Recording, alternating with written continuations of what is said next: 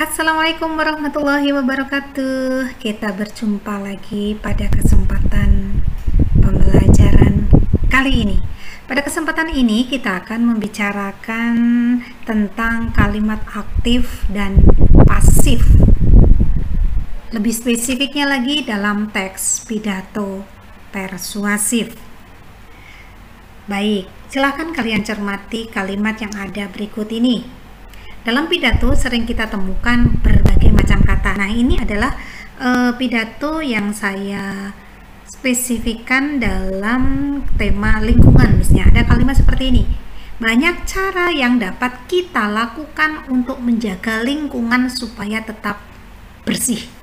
Nah, di sini banyak cara yang dapat kita lakukan. Orangnya ya. Apa yang dilakukan? Menjaga lingkungan. Untuk apa? Supaya tetap bersih. Coba bandingkan dengan kalimat yang kedua. Penyumbatan gorong-gorong dan aliran sungai banyak disebabkan oleh ulah manusia. Tadi kita sebagai pelakunya ada di awal, sedangkan pada kalimat kedua ini ada kata ulah manusia, orangnya ada di belakang, ada di akhir. Nah, apa sih perbedaan dua kalimat ini? Kalimat yang pertama disebut kalimat apa? Kalimat yang kedua disebut kalimat apa? Nah, kalimat pertama disebut sebagai kalimat aktif. Sedangkan kalimat yang kedua disebut kalimat pasif. Penjelasannya bagaimana? Cermati berikutnya. Nah, ini dia.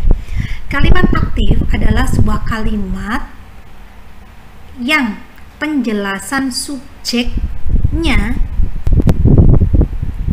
melakukan tindakan yang disebutkan dalam predikat.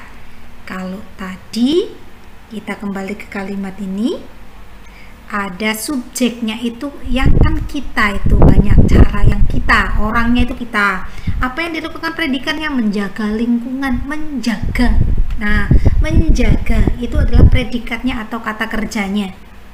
Jadi melakukan tindakan menjaga, melakukan tindakan sesuai dengan predikatnya, yaitu subjeknya kita tadi. Nah, sekarang kembali ke sini. Apa fungsi dari sebuah kalimat aktif? Untuk menjelaskan bahwa seseorang sedang melakukan sesuatu. Nah, baik, sekarang cermati kalimat berikut ini. Petugas kebersihan membawa sampah ke pembuangan akhir.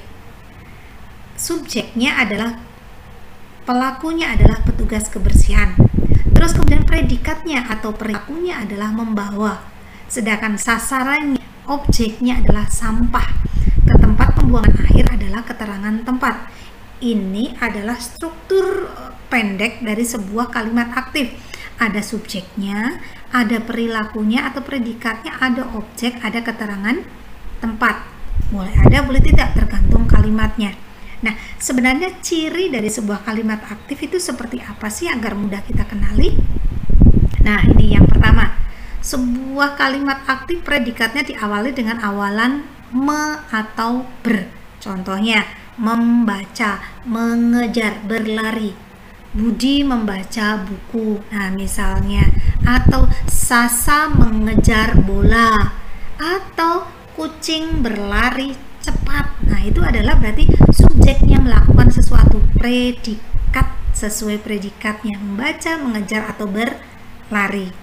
Nah, terus kemudian yang kedua, subjek selalu melakukan sebuah tindakan. Lah, tadi subjeknya kan misalnya pada kata Sasa berlari, petugas kebersihan kita lihat lagi, petugas kebersihan membawa. Berarti apa yang dilakukan oleh subjeknya? Apa yang dilakukan oleh petugas kebersihan adalah membawa, dilakukan secara langsung. Kemudian yang ketiga, memiliki pola SPOK atau SPK. SPOK itu seperti ini, yaitu subjek itu S, predikat itu P, O itu sasarannya, objeknya, K itu keterangannya. Berbagai keterangan bisa diberikan. SPOK, subjek, predikat, objek, dan keterangan itu. Atau bisa juga hanya berupa SPK. Kalau SPK berarti hanya subjek, predikat, keterangan. Tadi misalnya pada kata kucing berlari cepat. Nah, perhatikan, kucing itu subjeknya, berlari itu predikatnya atau perilakunya, cepat itu keterangannya. Keterangan, bukan objek, karena tidak bisa objek kata cepat berubah menjadi subjek pada kalimat pasif. Kita lanjutkan pada penjelasan kalimat pasif berikutnya. Nah, sekarang kita belajar tentang kalimat pasif. Kalau tadi kalimat aktif itu subjeknya itu melakukan sesuatu, sedangkan pada kalimat pasif subjek berperan sebagai pelaku yang dikenai perbuatannya, justru dia yang kena perbuatannya.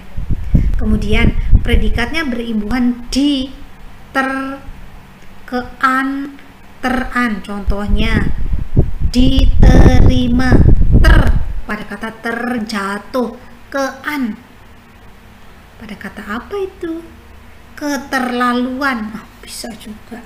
Oke, berikutnya. Predikat bisa juga berupa jenis-jenis kata ganti orang yang diikuti kata kerja tak berimbuhan. Nah, bisa juga objek pada kalimat pasif adalah subjek pada kalimat aktif. Tadi ada kata petugas kebersihan membawa sampah.